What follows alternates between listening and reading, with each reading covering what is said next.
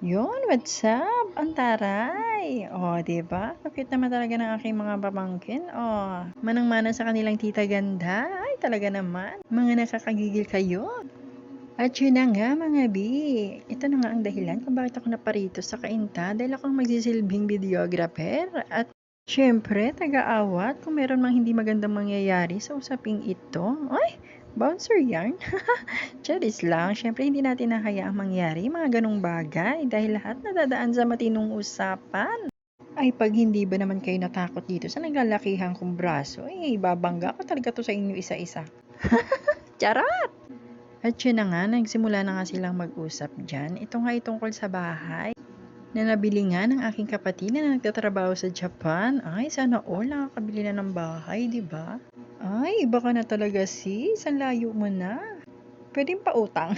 Charot! At syempre, kaya nga siya nagtatrabaho sa malayo para mabili niya yung mga gusto niyang bilhin para sa pamilya niya, di ba? At talaga namang suportado naman kami sa iyo, aking kapatid. At yun nga, balik na nga tayo dito sa usapin. Dahil ngayong gabi nga ay magbabayad na nga sila at ito na nga yung huling bayad nila sa kanilang nabiling bahay. Kaya nga lang may konting aberya lang kasi itong may-ari ay hindi naman pala niya agad sinabi sa mga nakabili na may problema nga siya sa linya ng kuryente. Pero inamin naman niya sa sarili niya na problema nga niya yun. Ang kaso nga lang, naghihintay nga siya ng ibabayad ng nakabili para nga mailakad niya ng maayos yung mga dapat lakarin. Ay, ano ba kasi yung mga ilalakad na yan? Paa ba yan? Charot! Kaya naman yun, nagkaroon nga ng medyo very very light lang naman na hindi pagkakaunawaan. O diba, medyo na very very light pa. Ano ba?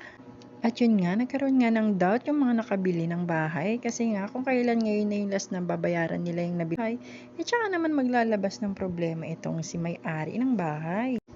Which is, hindi naman talaga problema kung sinabi lang ng mas maaga para nasolusyonan agad. Katulad nga niya na nasa malayong nakabili, mahirap nga talaga magkapaliwanagan pag ganyan.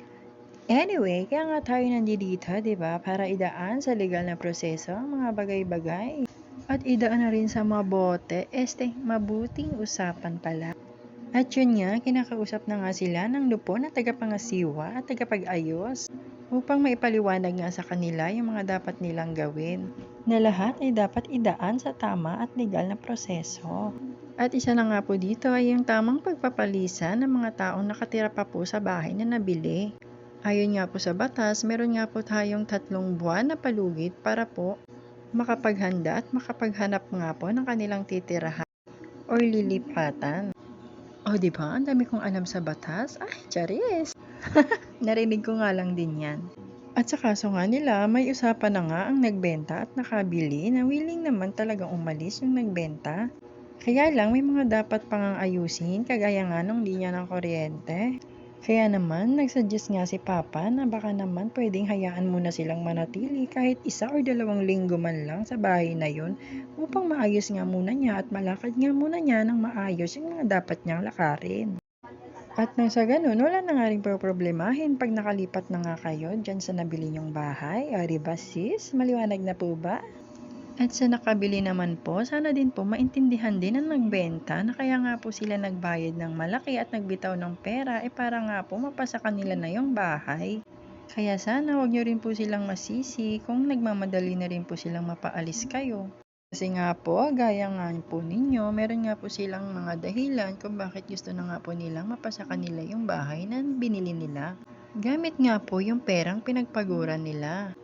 At pagkatapos nga nagsulat na nga yung nagbenta ng bahay na isang kasulatan ukol nga sa usapan na kanilang napagkasunduan. At isa-isa nga itong ipinabasa sa amin. At pagkatapos nga tiningnan na nga rin ng asawa ng aking kapatid ang mga iba pang dokumento ng bahay na nagpapatunay nga na legal ang kanilang pagkakabili nito. At pagkatapos nga yan nga nilabas na nga nitong mamang ito sino ka nga ba? Joke lang syempre. Siya nga pala yung asawa ng hipag ng aking kapatid na si Annalyn. So, ibig sabihin, magbilas sila. Ewan, basta kayo na nga umintindi. Bahala na kayo. Charot lang. At yun na nga, binigay na nga niya yung kanilang pambayad sa kanilang nabiling bahay. O, diba? Ang daming pera. Yayamanin. At inabot na nga niyang pera sa may-ari ng bahay na kanilang nabili. So, ibig sabihin, mula ngayon, hindi na niya pagmamay-ari yung bahay na yon. O, di ba? Ang galing ko mag-explain. At yun nga, pinapabilang nga sa kanya, pero parang ayaw na niyang bilangin. Kasi nga daw, may mga tiwala nga siya sa mga nakabili nito. Mahalagang pera nga yan. Kaya dapat makasigurado ka. I mean, malaking halagang pera yan. O, di ba? Nairaos.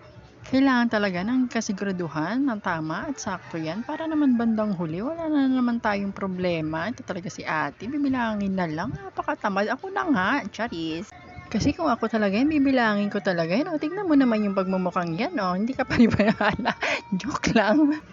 Baka magalit, sampalin pa ako ng pera. Ay, parang bet ko yun. Anyway, ayan nga, pinipilit pa nga rin po namin siyang bilangin nga niya. Para nga sigurado siya, diba? Naku ate, kung ako sa'yo, bilangin mo na talaga kasi ako mukhang duda talaga ako sa mukha nung nag-abot sa inyong pera na yan. Bilis, bilangin mo na. Joke lang ulit. Ako, diba? Hindi ko nauubusan ng joke. At yun na nga, dahil nga pinipilit nga talaga ni Papa, nabilangin na nga niya yung pera niya para nga makasigurado. At para nga mapabilis, ayun na nga, tumulong na nga siya sa pagbibilang. O, diba? Makahimas-himas man lang, malalaking pera. Charot lang. At kung hindi nyo nga po na itatanong, dati nga po siya nga po ay nagtrabaho sa isang gasolinahan kaya sanay po siyang magbilang ng mararaming pera, o diba? At kung hindi nyo nga rin po na itatanong, sanay nga rin po talaga yan magbilang ng pera kasi marami nga po siyang pera palagi. Hindi nga lang po halata sa kanya kasi nga po magastos siya at ang kanyang buong pamilya, o diba? Damay-damay na to guys. At yun na nga, nagkapirmahan na nga. Katunayan nga lang po na nagkasundo sila sa lahat ng kanilang pinag-usapan sa loob ng opisinang iyan, o diba? Sabi sa inyo, walang problemang hindi masusolusyonan.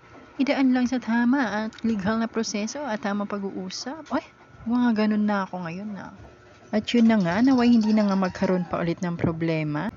Nang sa ganun nga po ay maging maayos at masagana yung mga bagong titira sa bahay na iyon. Kaya nga, sa mga kapatid ko dyan sa Japan, ipanatag nyo ng inyong puso't isipan, ha? At yun na nga, maayos nga at panatag naming nilisan ang opisinang iyon. At pauwi na nga po kami. Kaya lang, itong mga pamangkin ko, parang gusto pang maglaro ng basketball, di ba? Parang ayaw pang umuwi. Yan lang, bye!